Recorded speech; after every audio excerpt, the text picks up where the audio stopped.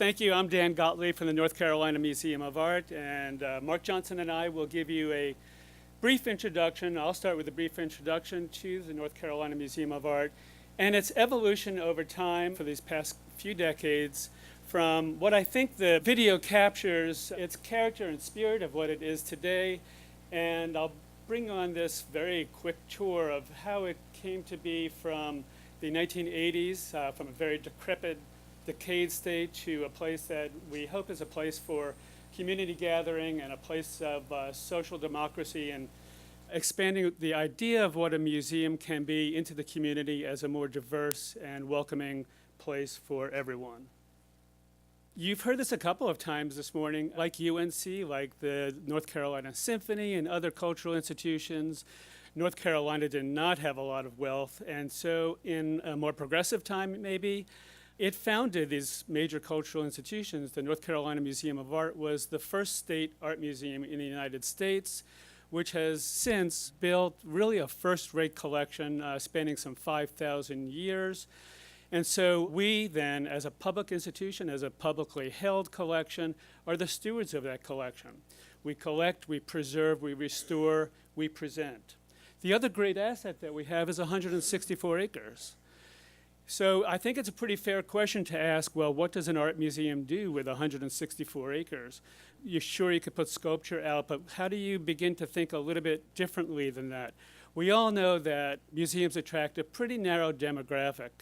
About 5%, you might be surprised to learn, of any US community use art museums frequently, and they are a pretty narrow demographic. But you can also imagine that the number of people that use open and well-preserved spaces, attractive spaces, is a much wider demographic. You all know that better than I. So what do we do with this land? Well, number one, we preserve and we restore it as open space. You've heard this morning about the alarming disappearance of open space in this thriving region. Many people are moving here, many developments are being built, and open spaces being lost along with their ecosystems at a really terrifying rate. So we are committed to preserving this as open space and as a space to invite a wider, more demographically diverse population to come to use this publicly held asset. So if we can use the lens of landscape and fuse it with environmental restoration and with presenting culture and moving outside the traditional museum walls to accomplish what I think is ethical design, our place, our obligation, if you will, to the community, particularly as a publicly held entity, that's my personal goal. And so this is a brief introduction to how we got there. We're serious about design. This building opened in 2010 to move the collection into a space that really expresses certainly the architecture of today, but also moves the collection into daylit galleries that connect art and nature. Now, that's an overused term, but we're pretty serious about that. If you think about a diagram, if you will, of moving from very formal to informal spaces in this 164 acres, connecting art and people through various interventions in the landscape. And this is a beautiful shot. So Walt Havener, who's here, you've heard his name already this morning, designed the landscape around this west building. And it's set up at the north end of our site, a sequence of engagements with art and the landscape. Here he's taken Phifer's architectural grid and began to dissolve it into the larger landscape. And perhaps more important for the museum and what we're trying to convey and to welcome people, to connect formal and informal experiences and engagements with art out into the landscape. Experiencing, I'm sure you've all seen this, art out in the open is a very different experience than in a formal gallery. It's less stressful. You see it in 4 seasons. It changes every day.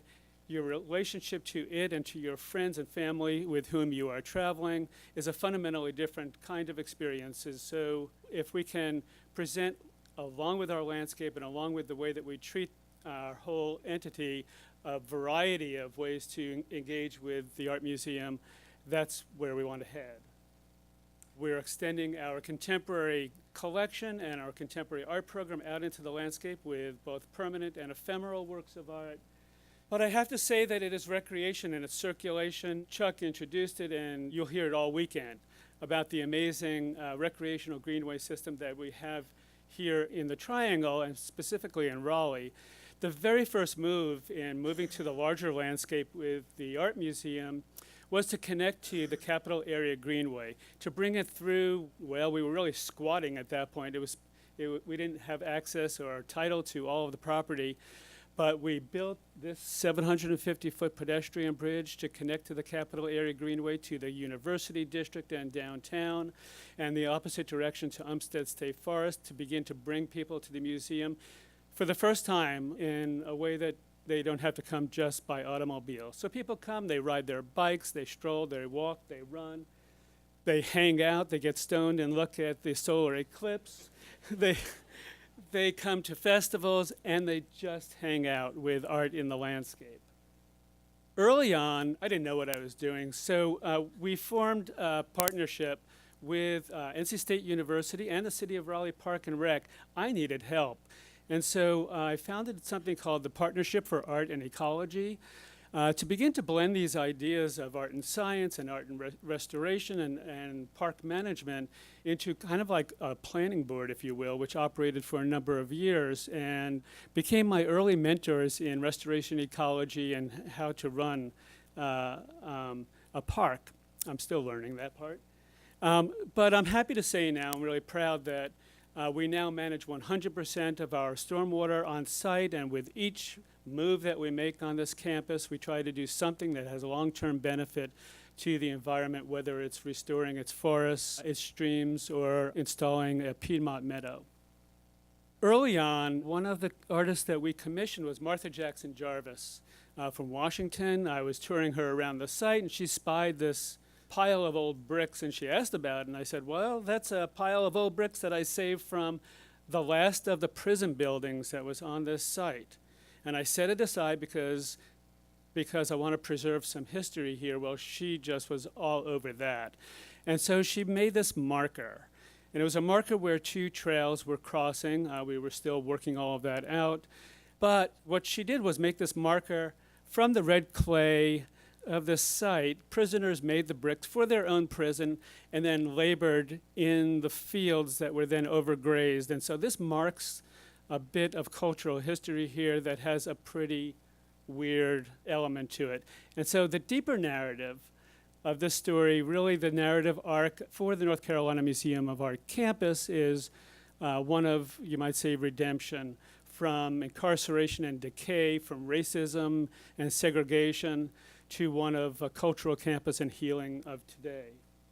The museum was founded in 1947. It had a home downtown Raleigh, and we heard somebody mention white flight. This was the time of white flight. And when it came time to decide where the museum should move to have a purpose-built building, it was ready for that. The collection was growing. There was a fierce debate. Some of you may remember that. It was just before my time. It was a little bit before my time. But there was a big debate. Should it stay downtown, or should it to move out into the edge of a still pretty sleepy southern town on a large tract of state-owned land? And it picked the latter, to move the museum out of downtown to this very strange site. You can see a little bit of its social history here, including a World War I tank training facility and a series of prisons, the last of which was Polk Youth Detention Center, which started out to be a reform idea of education and ended up to be a very racist and segregated and violent facility, and was still operating when the museum opened on this site. So what should the building be? The state-appointed Art Museum Building Commission hired Edward Durrell Stone, who designed this enormous 400,000 square foot Indiana limestone-clad hanging garden of Babylon, sprawling bucolic set museum. It came in roughly 400% over budget, pretty close. And unfortunately, the architect died before construction began, and what ended up being built was something a little bit different. You may have a hard time distinguishing the building from the prison. Some people thought, well, the prison just expanded. The dust finally settled on that. And I have to mention that a plan called Imperfect Utopia, a Park for the New World, was devised by this design team, which looked at the campus as a zoning model from active use to passive use and set the philosophical framework. When I first became chief designer, I found this plan dead on arrival. I will not read the entire thing to you because I only have like 30 seconds left, but I do want to read this top line, which is to disperse the univocality of a master plan into an aerosol of imaginary conversations and inclusionary tactics.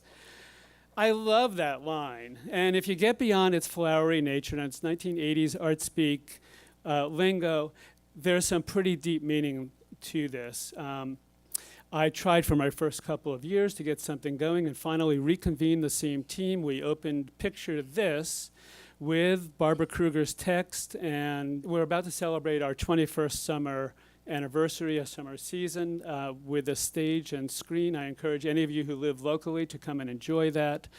And as Nicholas told me, he said, Dan, this will be your hinge to the landscape. And truer words were never spoken because it was really the catalyst that began the development of the remainder of the site. So fast forward to 2015. The new building, the Thomas Phifer building, was a great success critically, and it was a popular destination and was really doing its job with bringing the collection to the public in a new way and really in a new light.